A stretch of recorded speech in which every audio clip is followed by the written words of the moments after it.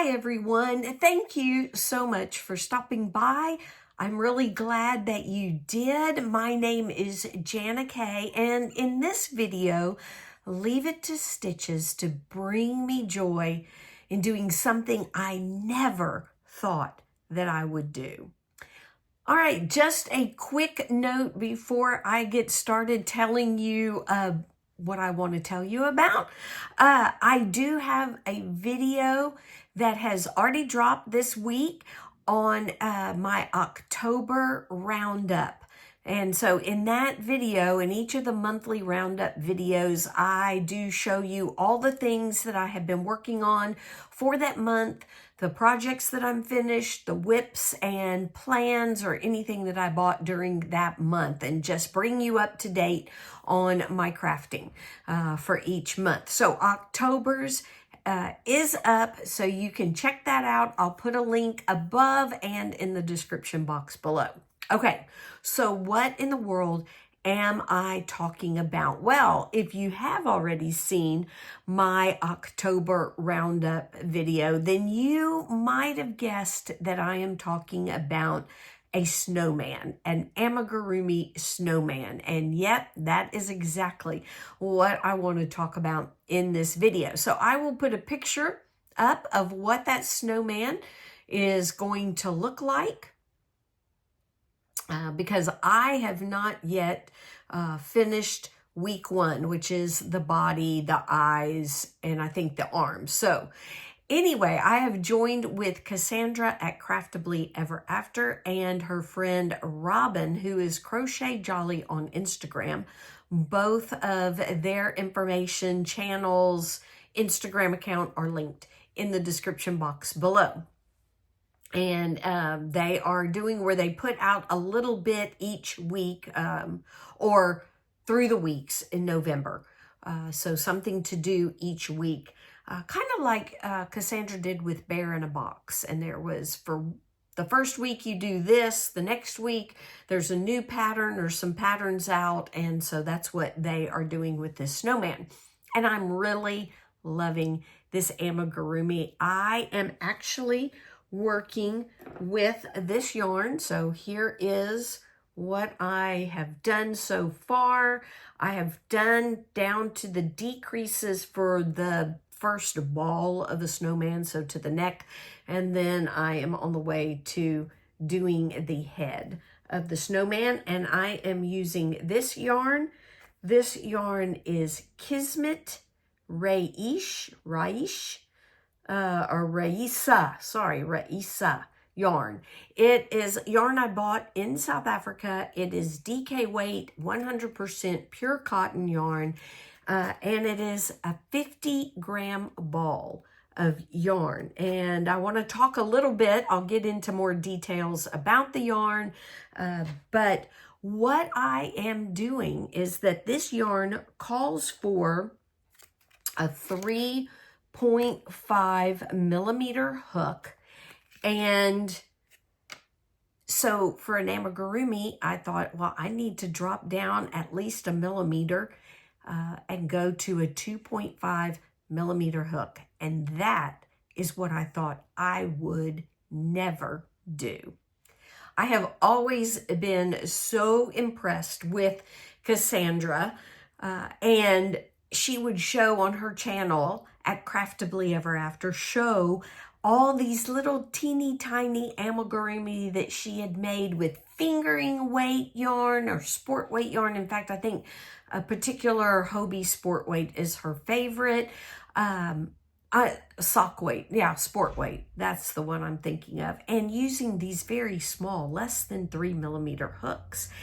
And I've always loved working with DK weight yarn. It is my favorite. I use a 3 millimeter hook with DK weight yarn. I've used worsted weight. I've even made things with the fluffy like blanket yarn or velvet yarn, and really enjoy and love making it all. But every time I see Cassandra with these things that are so tiny and tiny yarns and tiny hooks, I'm like, I could never do that. And never imagined that even if I tried it, I would actually like it. And sure enough, making this amigurumi with a 2.5 millimeter hook, I'm loving it. I actually am loving it. It is bringing me loads of joy in making it.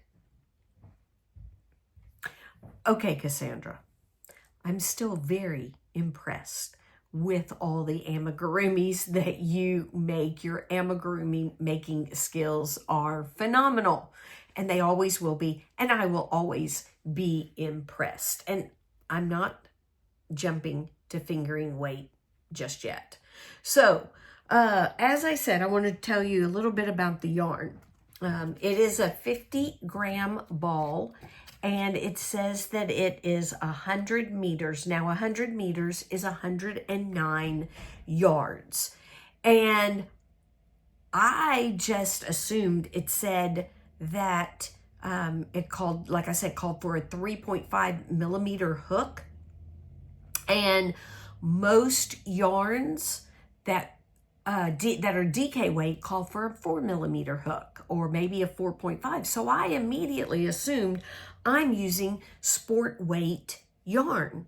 But I looked at the Yarn Council, I think that's what they're called, their chart, and actually a 50-gram ball, which is 100 meters, which is actually 109 yards, falls into the worsted weight or 4-weight category. So here is the chart that shows that.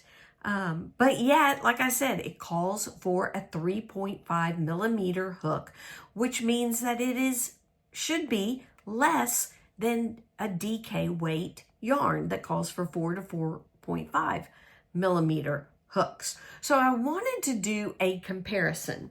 So I have my Kismet yarn that actually falls into the worsted weight category, but Kismet calls it DK weight. Then I pulled out, and all of these are 100% cotton, no acrylic or anything else added in there.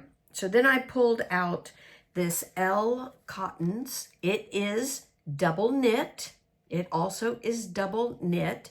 Now the label says that in the 50-gram ball, there are only 90 yards in the 50-gram ball of this double knit.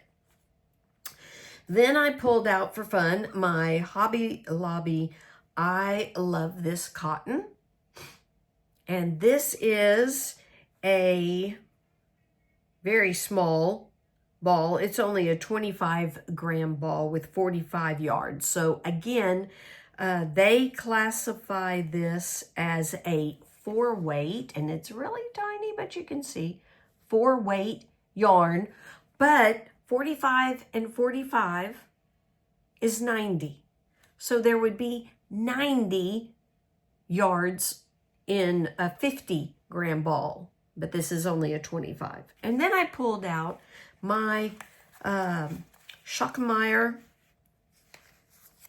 Cotonia, which is classified on the label, I'm trying to find it, as a sport weight. Where does it say that? Let's see. I should put my glasses on so that I can see it. But somewhere it did say it was sport, but I can show you this. It is a 50-gram ball that has 125 meters or 137 yards. And so it would fall into, according to that chart, the sport weight category. And so I took these and laid them all out, stretched them out, and I'll show you the picture here, and compared them. And I put them in order. So the red is worsted weight, 4-weight. The orange is DK weight or 3-weight yarn. The white is also classified as DK weight, and the green is classified as sport weight, all according to each company's label. So I'm not saying Kismet is wrong. I know that yarn in all the different yarn weight categories vary.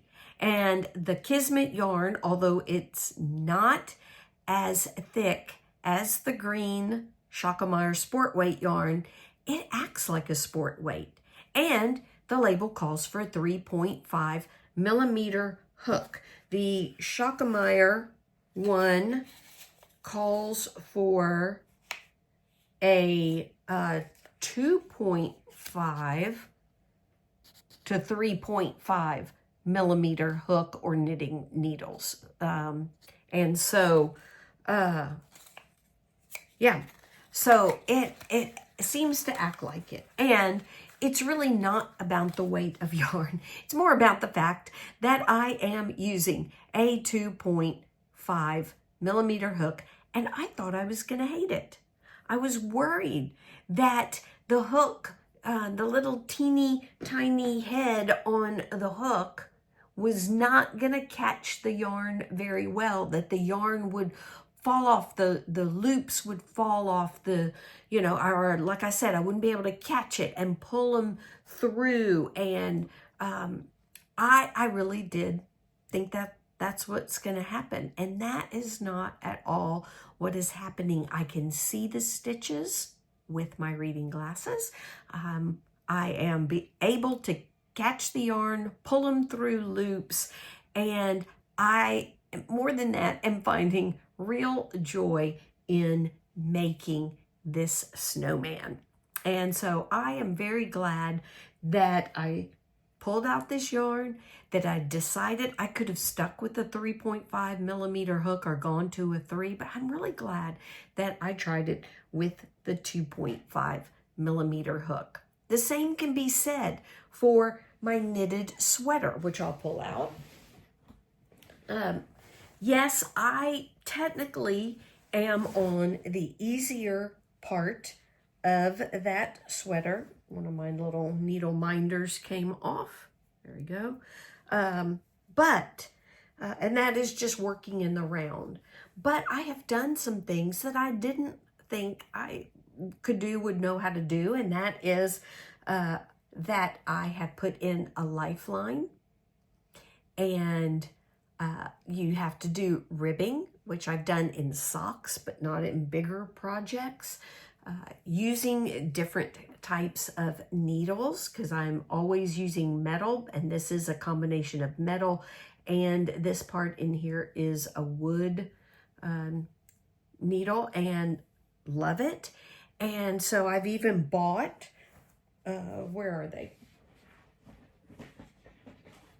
I even bought these wood needles from Knit Picks to try. So I have to do the sleeves. The sleeves start at the cuff, and I want to use the 9-inch circulars. So I have the cord for Knit Picks, because these are a Knit Picks or Knit Pro brand. I think it's Knit Picks. Anyway, but they use the same cord, the same way to attach it, and they're, I forget the word, not comparable.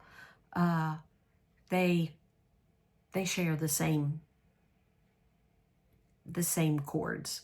Anyway, that word will come to me, but eventually I want to try the wooden needles. I've never tried it before. So just stepping out and trying new things. And I haven't gotten to the hardest part of the sweater, but I'm hoping that I'm loving knitting a sweater, and I'm hoping that even when I get to the hardest part, which will be connecting the sleeves, because you make the sleeves and then you connect the sleeves to the body. So doing that, and then getting to the color work portion of the yoke, I'm hoping that I will continue to love knitting my sweater and will want to knit more and knit more for family.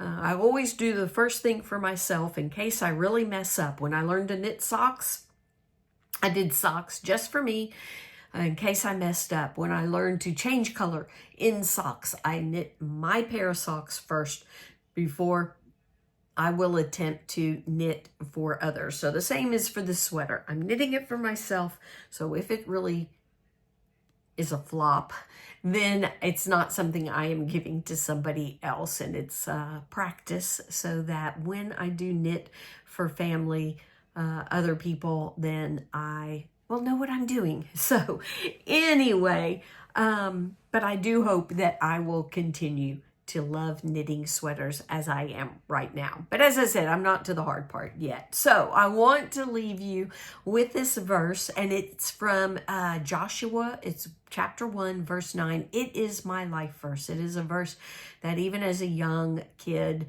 full of fear over different things in my life. I don't know if it has to do with that I'm not even 5 feet tall, and so everything big seems scary. I don't know, but I've always been just a fearful natured person, and so this verse really stood out for me. And this is what it says. This is the Lord speaking to Joshua. Have I not commanded you? Be strong and courageous. Do not be afraid. Do not be discouraged, for the Lord your God is with you wherever you go. It is so encouraging to me to know that the Lord is with me everywhere, all the time. Okay. Crocheting a snowman is not critical. It doesn't compare to some of the really difficult things that we all go through in life. But failure is at something, even using a 2.5 millimeter hook, making a sweater, doing mosaic crochet, anything that we find difficult, and that we don't do our best, don't do what we expect we need to do, we fail at something, can be so discouraging. Especially when you see that it's easy for others or others can do it. I always think about that with painting. I thought about that when I was making a clay bowl that I talked about in my October roundup. You see others and they don't struggle. And then when you do, it can be very discouraging. And I can be so very hard on myself for some of the silliest things even. We all want to succeed. So it can be discouraging when we don't. But it is so encouraging to know that God loves me, whether I succeed at using a 2.5 millimeter hook to make a snowman or not. God loves me when I really mess up, when I'm selfish, when I gossip. Hey, let's not call it tea. It is gossip. When I yell at my kids, when I say a few choice, not so wholesome words that I shouldn't say, whatever it is, he loves me through it, even if he's disciplining me, so that it will help me be better. He loves me when I move to some unknown places, and I've done that before. He loves me when I'm in scary or difficult circumstances. He loves me when I fail at something, when I'm terribly disappointed or hard on myself. He loves me and is right by my side through it all. Will I try fingering weight yarn and a 2.0 millimeter hook to make an amigurumi? One step at a time. Not making promises. Only time will tell. I would love to know, though, what have you tried making that you thought you'd never be able to do, or something that you didn't think you would enjoy, but surprisingly, you accomplished it and it brought you joy? I would love to know about that experience, how it was for you. So let me know in the comments below. I would love to read it and just be encouraged by your making journey as well. So thanks again for stopping by. Thanks to all my viewers, my subscribers. As always, you all bring me joy. And I will see you in the next video when I leave it to stitches. Y'all have a wonderful day creating. Bye.